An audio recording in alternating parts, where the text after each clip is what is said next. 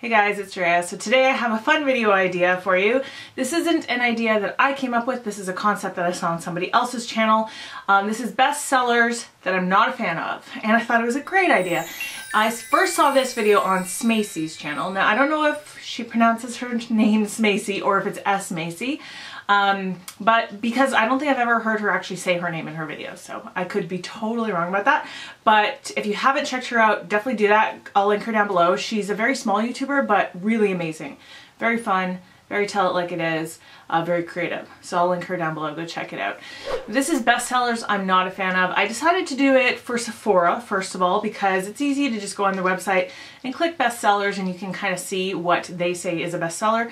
I will say this, I'm not really sure how they figure this out, because sometimes like brand new releases are under the bestseller category and sometimes like sale stuff is, and I don't know. But I just perused it a little bit and I kind of picked up the things that I'm not a fan of. I'm going to let you know why. That's why this angle is so weird, because I'm going to be putting pictures right there. So I figured I would start out with something that is very popular, which are the Kat Von D Everlasting Liquid Lipsticks. I feel like Kat Von D is one of the real like forefathers, if you will, of liquid lipstick. Like I feel like she was on the forefront of that and kind of popularized it along with a few other brands, but definitely the Everlasting Liquid Lipsticks have been bestsellers for years. I have tried them out many a time. I'm really not a fan of the formula.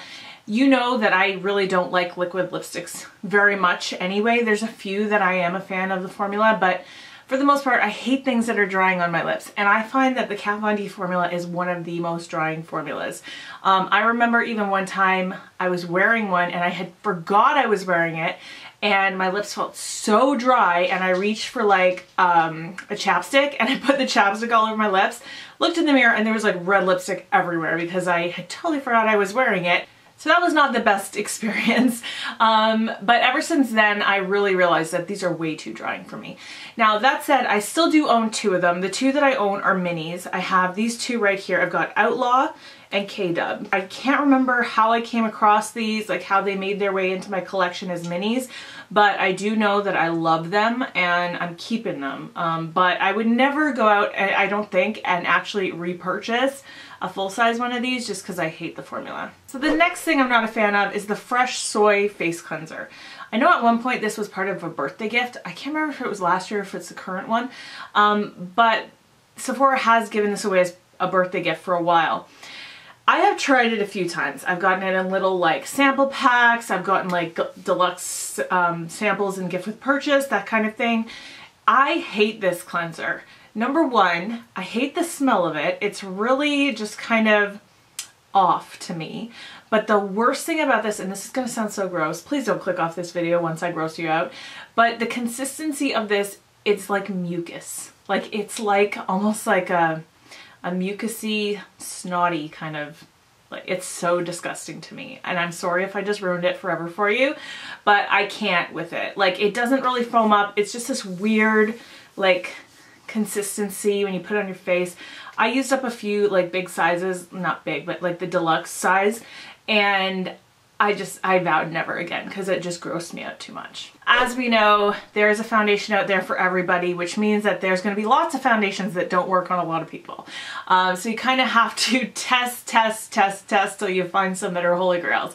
One that really doesn't work for me is the Too Faced Born This Way foundation, which is totally fine that it doesn't work for me because I know it works for so many people, but I really am not a fan. I've had a few sample sizes of it, and it's just way too like hydrating and glowy. I need more mattifying. I just need something that's going to control oil, not add to my oiliness. And that one definitely is for more dry skin people.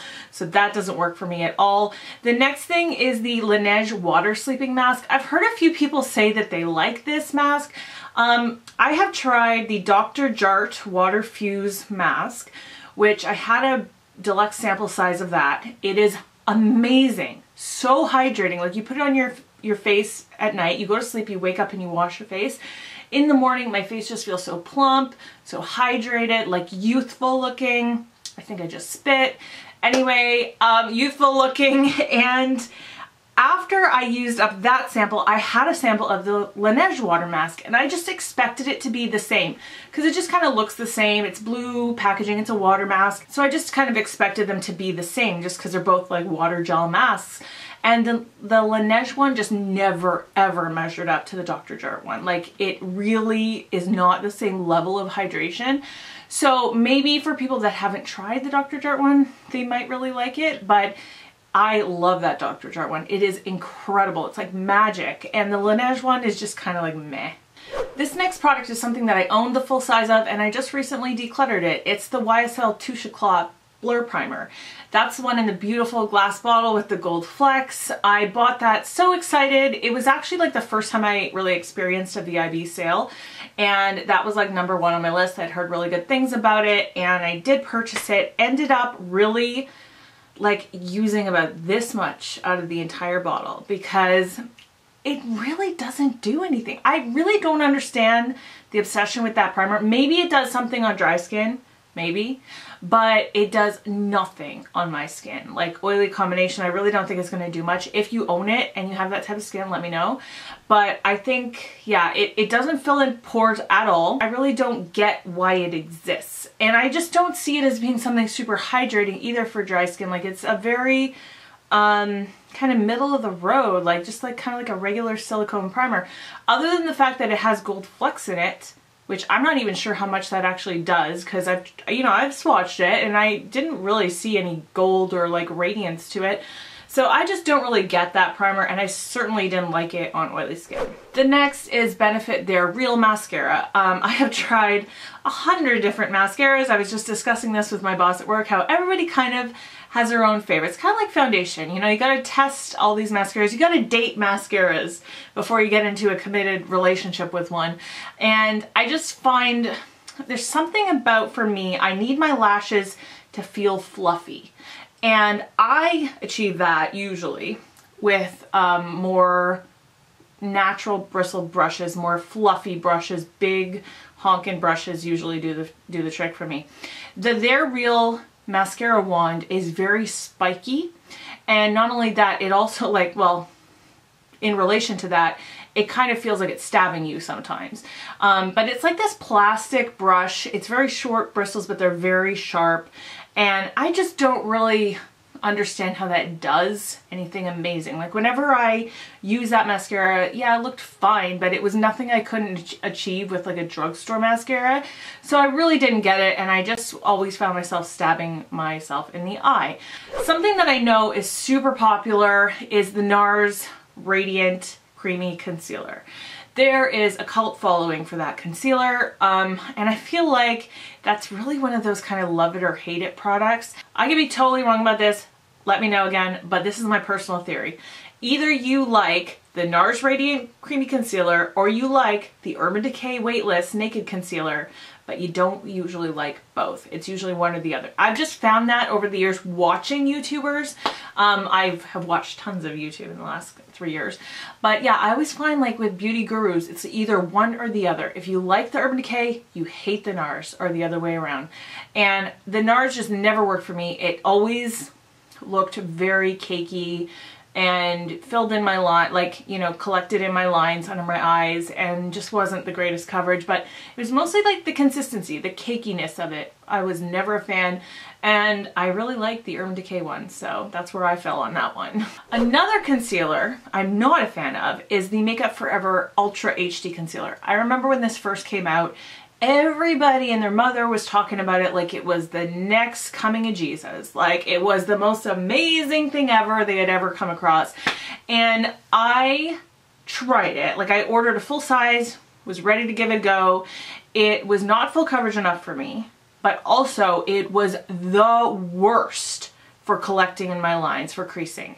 It was so terrible, and I kept seeing people promote it on YouTube, and literally, like, maybe 2 months after it came out, never heard about it again. I still have never seen anybody on YouTube use that again in tutorials or anything. So to me, I don't really know why it's a bestseller. I don't see people talk about it, but I guess somebody out there likes it, but not me. And the last thing is the Fenty Pro Filtr Instant Retouch Primer. When Fenty came out in Sephora, I was there on day one looking at the stuff. So I did get some pretty big samples. It was day one, so they were being generous, you know. So I got some big samples of the primer. And I did use it many times, like probably a good 10 or 15 times. What I liked about that primer was the scent. It had this really nice scent. It had a really nice lotiony kind of consistency to it, like it felt nice going on the face. It kind of, in a way, reminds me of the Too Faced Hangover RX primer in that it felt nourishing. The consistency was a little bit different. It was a little bit thicker. It didn't really fill in pores. It didn't mattify. I don't really know what it does. Like, there's a lot of primers out there that I'm just like, they're big question marks to me. I just don't know what this is supposed to do. You know, usually primers are there to fill in pores or to hydrate or to mattify or sometimes color correct. But, you know, there's so many primers out there that exist and I'm like, why? What does this do for anybody? It seems like an extra step for no reason. So I'm not a fan of the Fenty one. I know sometimes you can't say anything bad about Fenty, but it just didn't work for me. I like other things from the brand, but yeah, that one was a big no. So that's it for now for all the bestsellers I'm not a fan of. I was thinking about doing this for Sephora bestsellers that I'm a huge fan of. Let me know if you'd like to see that, because there are quite a few things that when I was perusing, I was like, oh, that is great. That's amazing. I should review those things. So let me know if you'd like to see that. But that is it for today. I hope that you're having a wonderful day. I hope you're speaking kindly to yourself. I will see you in my next video. Bye, guys.